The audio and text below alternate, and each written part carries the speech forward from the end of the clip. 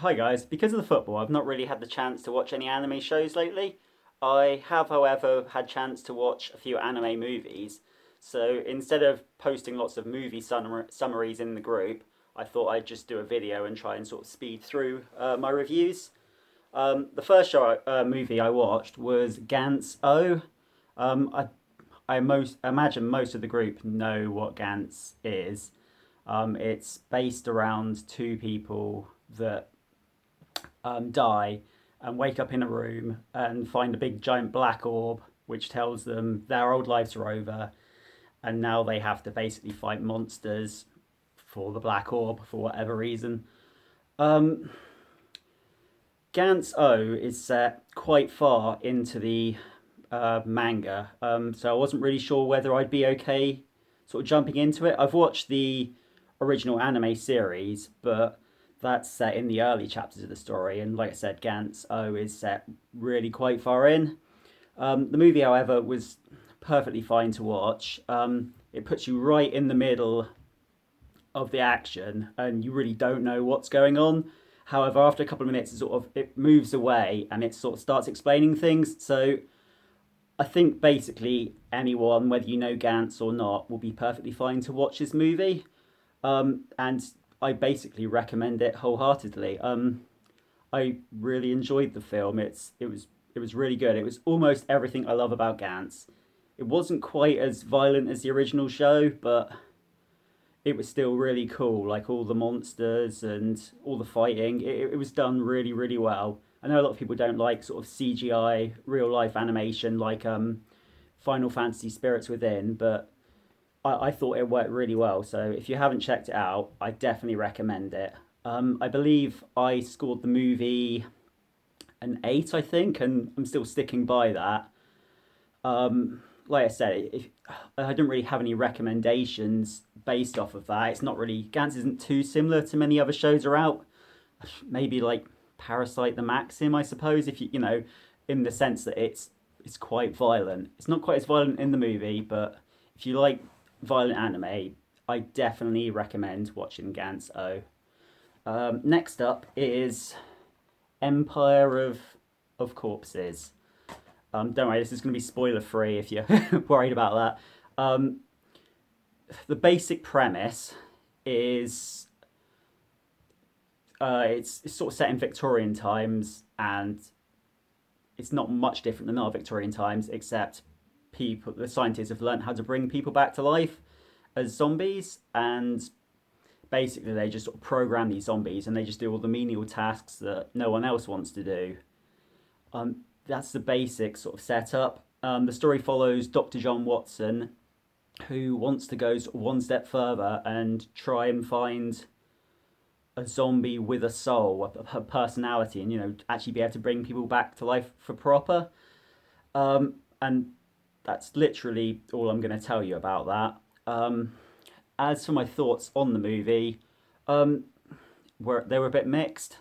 I really, really enjoyed the first half. I thought it was spot on.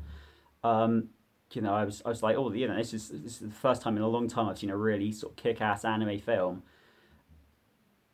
And then the second half for me sort of went downhill. I didn't like the way it went from that sort of point in. Like that could all be personal preference.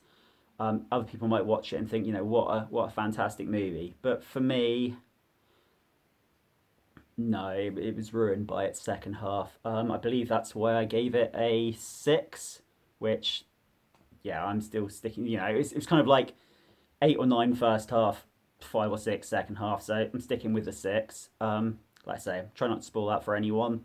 Um, as for recommendations for people, if you've ever watched the movie Spriggan or Steam Boy, then and enjoyed those, and this could be one for you. Same. It also shared some similarities between Read or Die, the TV series, and the movie, and the anime Le Chevalier d'Eon. I don't know if anyone's seen any of those things, but if you found some sort of interest in them, then you might enjoy this. It's to go away from anime. It's kind of like the if anyone's seen the American movie The League of Extraordinary Gentlemen, it's kind of like that, and like I say, that's what you're sort of getting from it. Um, Next up is, can't read that text in a million years, but is Penguin Highway. Um, Brilliant, brilliant. The premise, yeah, again, trying to stay as spoiler free as possible, is about a small child who lives in a sort of agriculturally sort of small Japanese town. And on his way to school one day, for some reason, there's a load of penguins in a field nearby, and they can't really understand what's going on or where the penguin comes from or why they're there or anything like that. The young boy, he wants to be a scientist in the future, so he researches the penguins, follows them around, and studies them, and just tries to work out what penguins that are from Antarctica are doing right in the middle of Japan. Um, yeah, again, that's all I need to tell you about the sort of premise, and try and stay spoiler free as possible. Um, I personally really loved this film. The first half again, absolutely out of this world. It was in the tens the whole way. I personally wasn't quite as fond of the second half, but it didn't ruin it either. It just wasn't quite to the same standard. Um, I recommend this. I really really enjoyed it. I gave it an 8, but I was really sort of tiptoeing back and forth between 8 and 9 because like I say, it's just a film with two halves again. And the first half was a not 10 probably, and the second half was a 7. So I'm gonna go with 8 for this, but it could really have been any score. As for recommendations, I mean, if you like penguins, you might enjoy this movie. Most people like penguins. I like penguins. As for anything else, it shares some similarities between sort of Studio Ghibli work with a little sort of element of fantasy alongside real life. I haven't got a particular Ghibli movie in mind, but it's sort of that sort of style.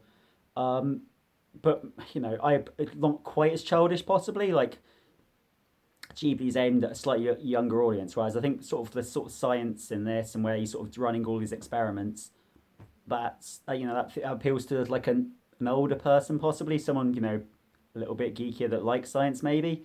I'd also say it shares some sort of similarities with the films by Mamoru Hosoda, um, The Wolf Children, Summer Wars, Boy and the Beast, that sort of thing.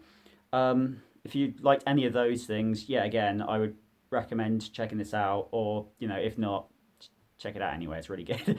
um, the final movie that me and Francesca have been watching is Royal Space Force: The Wings of Honamiese. This is an older film. I think I may have seen it. It doesn't say on the back of the case, but I think it's from 1987 or something like that. Which is why it appealed to me. I really like sort of 80s and 90s style animation, and when you watch the film, you can see all that. All the little bits of detail they've put in. You can see the animators have worked really really hard and try to bring sort of everything to life as best they could. In particular, the imagination on play here is pretty good. I skipped over the premise, which was a bit foolish, but basically it's in a fantasy world that's pretty much the same as ours, um, set back a few more years perhaps because space travel's not been mastered in any way, and it's sort of about a team of people that are trying to be the first people into space, and I think that's basically all you need to know about it, really. The movie just sort of follows that. It doesn't. It's not the most exciting movie in the world. It's just basically, if you've got interest in space travel, the construction of not airplanes, but rocket ships and all that sort of stuff, then you might find some interest in this. It was quite slow. The first half, yet again, like all the other films, is a lot better than the second half.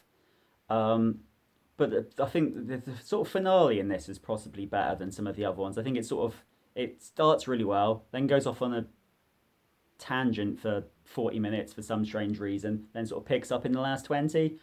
Um, I think if you're a fan of old animation, you'd get into this and sort of enjoy it. But you really have to like slow sci-fi to really appreciate it, I think. Um, it's probably not as good as some of the other people, some of the other movies or shows in the genre. I personally preferred Planetes and Macross Plus quite a lot more than this.